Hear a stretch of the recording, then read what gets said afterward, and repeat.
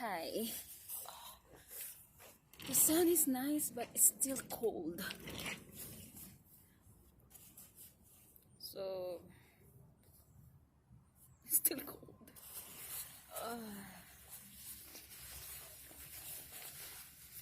Be kind to your mind. So, hi. I wanna talk about living life here in US. It's been 20 months. I think 1 year and 8 months now that I've been here, living here in Wisconsin. So far, so good. Well, me and my husband have like some small issues. I like to irritate him. I love it. Uh, but then, big changes is weather, nothing more. So, it's a nice town, small town, country homes. It means lots of green on the backyard. Green, green, green. There's lots of farms. Deer are everywhere.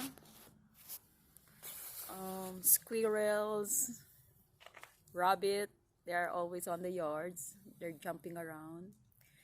The bird here is crow. Tayong mga Pilipino, takot tayo sa uwak, 'di ba? Dito, normal na ibon lang nila 'yun. So, it's fall season. So, ang mga puno ngayon ay kalansay. Hibernate ba tawag doon? So, naglagas na ang mga dahon.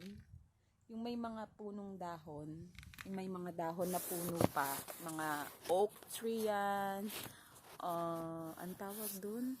Yung nagiging honey, yun, tsaka yung mga Christmas tree, evergreen, yung mga yun. So, yung iba magiging mga ano na lang sila, kalansay na puno, which is so cute kasi nakikita ko lang sila sa drawing, di ba? And now I'm finally here in USA. So, ganun lang. Normal pa rin, maliban sa malamig nga ang weather, because I've been in Middle East for 20 years, UAE, Qatar, and Kuwait. Now, I'm here in Wisconsin, USA, which is snow. So, after ng falls, maybe 2 weeks from now, magi-snow na. Although, bumaksak na yung unang snow at nakunan ko yun ng video paglabas ko ng work. And I'm so happy. Of course, I wish. So, syempre, nag-wish ka lagi. Alam niyo naman tayong mga Pilipino, lagi tayong nag-wish, lagi tayong may mga kasabihan, 'di ba? Yung unang ulan, unang snow, 'di ba? Kapag may okasyon tapos umulan, ano natin 'yan na blessing yun sa atin. So, I'm in my second company right now. Nag-work ako sa Walmart, yung malaking groceries dito sa USA. Tapos ngayon nasa Philip Medisize ako, under Molex Company. So, isa rin siya sa malaking business industry dito sa Amerika, which is, I'm so proud. And I love it kasi factory siya. Para lang siyang, nagli-Lego kami, yung nag-a-assemble kami ng mga parts. And I really love it. Mahilig ako sa ganun kasi naglalaro ako ng games. Mahilig ako sa games. So, the only thing that in your mind is to win. So, winning means you have to hit your goal, di ba? To go to the next level. So, ganun lang. So far, so good dito. Masaya. Every now and then, kung pwede, at kung may budget kami, nag-out of town. Pero, normal lang. Groceries, shopping, labas, kain. Pero, most of you naman, alam nyo, ko kuripot. Tsaka tipid ako. Nagtitipid ako, syempre. Kailangan yun. Kailangan nag-iipon, pampasyal, panggastos. Pero, ayun lang. Masaya lang ang buhay. We take it one day at a time. Easy life lang. Wala naman dapat intindihin masyado. Maraming iwas. Hindi naman ako ganun katakaw sa pagkain eh.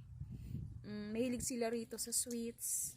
Mahilig sila kape. Medyo nagbabawas na nga ako ng yung mga asu-asukal. Yung medyo matamis. Hindi naman talaga ako sweet tooth. Pero minsan titikman mo. Pero okay lang. Wala namang nabago eh. Nabago siguro kasi syempre mga Amerikano nasa paligid ko ngayon. Lalo na dito, iilan lang ang Pilipino dito sa lugar ko. I mean, may mga kilala ako. More than 5. Pero syempre may kanya-kanya kaming buhay. May kanya-kanyang kumpanya kaming pinapasukan, kanya-kanyang oras. So hindi rin nagkikita-kita. Kahit sa trabaho, may mga Pilipino, ilan-ilan lang din. Pero iba-iba oras namin eh. Syempre may kanya-kanyang pamilya. Hindi rin nakikita. So wala lang din. Ako lang din at ang asawa ko. Nandito yung buong pamilya ng asawa ko. Pero syempre may kanya-kanya rin silang pamilya, oras at trabaho. So occasionally nakikita. Pero okay lang. Gala naman ako eh. Tsaka kaya kong makihulog-pilo sa mga tao. So walang adjustment na nangyayari. Hindi rin ako nahirapang maghanap ng trabaho. Kasi, simple lang naman ang trabaho ko eh. Hindi naman ako, like, nasa management eh. Kasi, yun lang din yung inisip ko noon na simple lang ako para kahit saan ako makarating, meron agad akong magiging trabaho. So, cashier, sales lady, yan, factory worker, call center agent, barista ako sa coffee shop. Yung mga simpleng trabahong gano'n na kailangan lagi. So, maraming gano'n, maraming open job or hiring sa lugar namin na gano'n. So, hindi ako nahirapang magtrabaho. Nahihiya lang ako mag-apply nung una. Pero after 2 weeks, actually, pagkatanong ko, pinag-apply na ako online interview, tapos ang tanong agad sa akin, kailan ka pwede mag-start? Ang sabi ko, kahit bukas. 'Di ba? Kasi wala naman talagang gagawin. So okay ang buhay dito, simple, tahimik. Pero alam ko na nasa ibang lugar ito, ibang teritoryo. So pwede naman sanang hindi ako mag-work. Kaso, hindi naman ako, ang katwiran ko kasi, wala akong makikilala maliban sa pamilya ng asawa ko. Kasi, hindi naman ako pupuntahan ng ibang tao. Pero naisip ko, kailangan kong mag-work to know the society, to know the community around me. Kasi yun lang yung magiging best way. Wala naman akong anak na dadaling ko sa school para makilala ko yung mga mami. Wala naman ganun. So, all I have to do is work para makilala ko yung mga tao rito. But still, although I know them, ganun pa rin kasi di naman ako teenager eh. May asawa na ako, matanda na rin ako. So, nililimitahan na natin pag age matter talaga eh. Pag tumatanda na tayo ng ganito, nililimitahan na natin yung mga tao sa buhay natin kasi sawa na tayo sa problema, sawa na tayo sa laging complain, nakakautana. So, okay na ako na ganito. Ako lang, asawa ko, nagwo-work ako. Ganun lang yung ikot ng mundo. So, huwag kayong matakot pumunta dito. Masaya makarating dito. Yung privilege na maging citizen ka rito. And then, ipon lang, trabaho lang, ipon. Tapos, kasi pag citizen ka, may passport ka ni. Pag passport ka na, pwede ka nang mag-around the world kapag may budget ka. So, ganun yung gagawin naming mag-asawa. Yun talaga yung plano namin. Mag-iipon para makapag-travel. Kasi, going 50s na ako. Yung asawa ko kasi 60 lang. So, wala na kaming iniisip kundi kaming dalawa magkasama to travel the world, di ba? Hanggang saan kami makarating. So, enjoy life lang.